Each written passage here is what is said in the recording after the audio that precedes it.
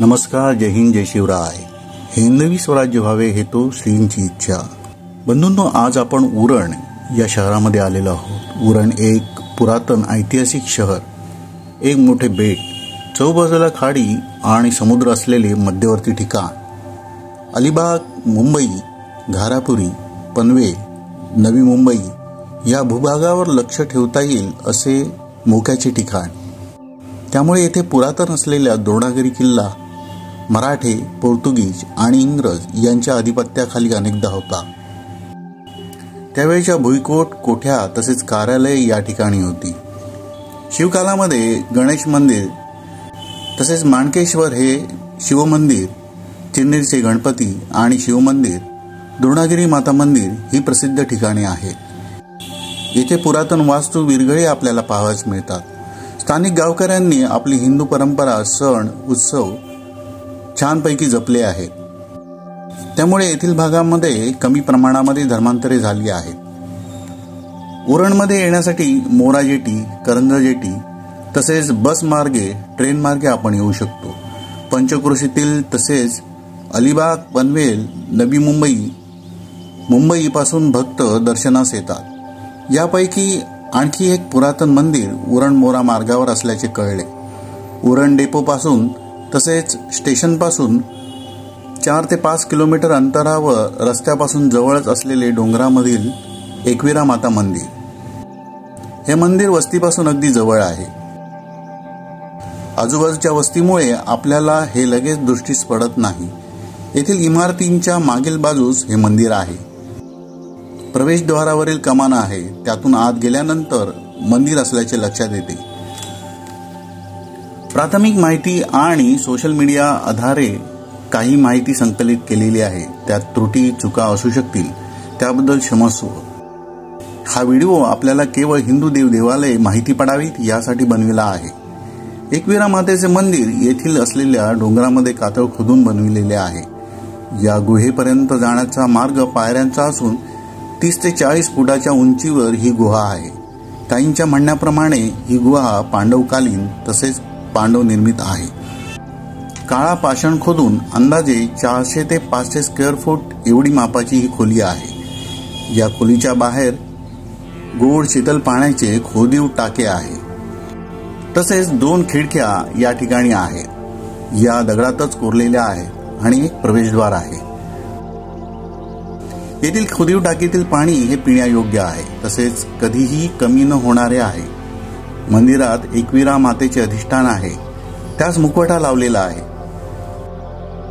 मातेचे प्रसन्न रूप पाहून आलेले प्रत्येक भाविक आपल्या आईकडे आपले मागणे मागतो, भक्तिभावे पूजा करतो.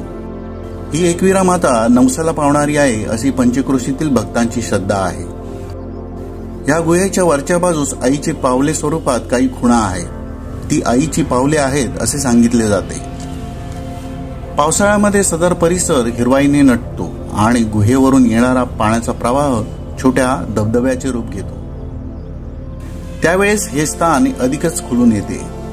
येथील स्थानिक आगरी कोळी तसेच अन्य समाजाने मंदिराची देखरेख आणि स्वच्छता छानपैकी ठेवलेली आहे. या मंदिर समितीस आमचा प्रणाम. आश्विन नवरात्री, चैत्र नवरात्री या दिवसांमध्ये इथे उत्सवाचे स्वरूप असते. भाविक मोठ्या संख्येने या ठिकाणी उपस्थित असतात. तसेच आठवड्यातील प्रत्येक मंगळवारी, शुक्रवारी भाविक दर्शनासाठी येतात.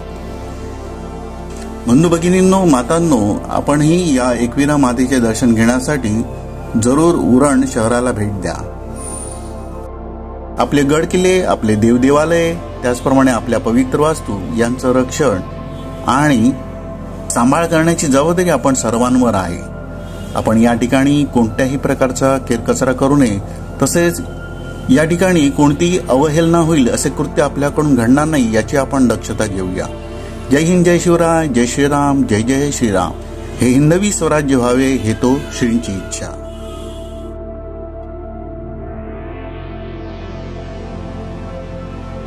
गुहेच्या बाहेरच आपल्याला पाण्याचे कुंड दिसेल. हे कुंड बारमाही पाण्याचे आहे आणि यातून स्वच्छ पाणी मिळते. हे टाके कातळामध्ये खोदलेले आहे. समोरच आपल्याला गुहेचे प्रवेशद्वार तसेच दोन बाजूला खिडक्या कोरलेल्या दिसत आहेत. पूर्वीच्या काळामध्ये ह्या डोंगरामध्ये खोदीव पायऱ्या असाव्यात, परंतु सध्या काही दिसत नाही. सध्याच्या पायऱ्या ह्या आधुनिक पद्धतीच्या आहेत. बंधूंनो, ही वाट गुहेच्या वरच्या बाजूस जाते. या वरच्या बाजूस एकविरा मातेची पावले आहेत असे म्हटले जाते.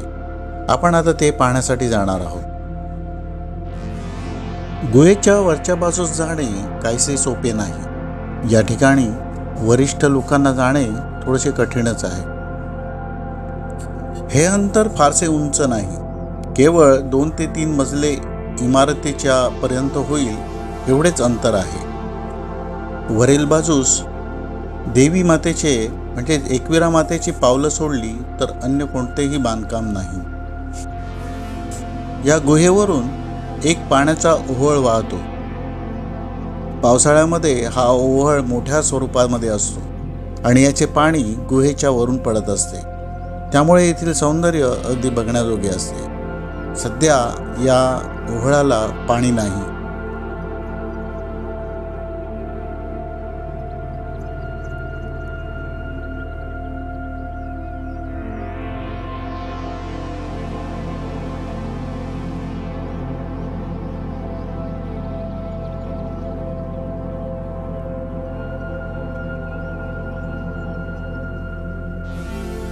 या कातळामध्ये आपल्याला काही खुणा दिसत आहे.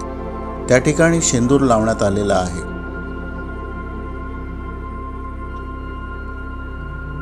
ह्या खुणा म्हणजेच एकविरा मातेची पावलं आहेत असे सांगितले जाते.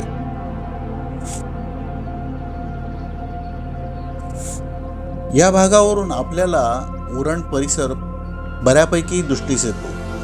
आजूबाजूला असलेला समुद्र किनारा तसेच खाडीचा भाग हा आपल्याला दिसतो.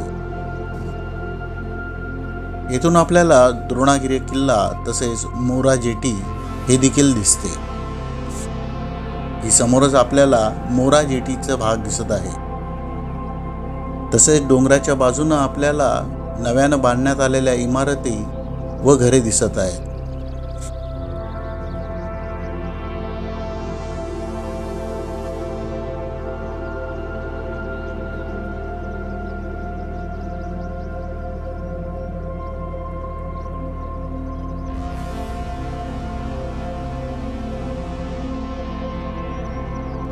ही आहेत एकविरा मातेची पावले. गुहेवरील परिसर आता पाहून झालेला आहे. त्यामुळे हा कातळ टप्पा उतरून खाली मंदिराच्या दिशेने जात आहे. सध्या मे महिना चालू आहे, त्यामुळे या डोंगरावरती कोणत्याही प्रकारची हिरवळ आपल्याला दिसत नाही.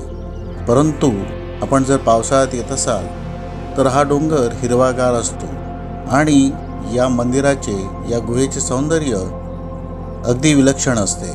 खूपच छान असते. तर बंधूंनो, हे मंदिर पाहण्यासाठी, ही गुहा पाहण्यासाठी आपण या मंदिराला अवश्य भेट द्यावी. या मंदिरासोबतच उरण भागातील माणकेश्वर मंदिर, शिव मंदिर हे पाहता येईल. त्याचप्रमाणे गणपतीचे मंदिर, श्री विनायक हे पाहता येईल. हे श्री गणेश मंदिर हे शिवकालीन असल्याचे सांगितले जाते. जय हिंद, जय शिवराय, जय श्रीराम, जय जय श्रीराम. हे हिंदवी स्वराज्य व्हावे ही तो श्रींची इच्छा.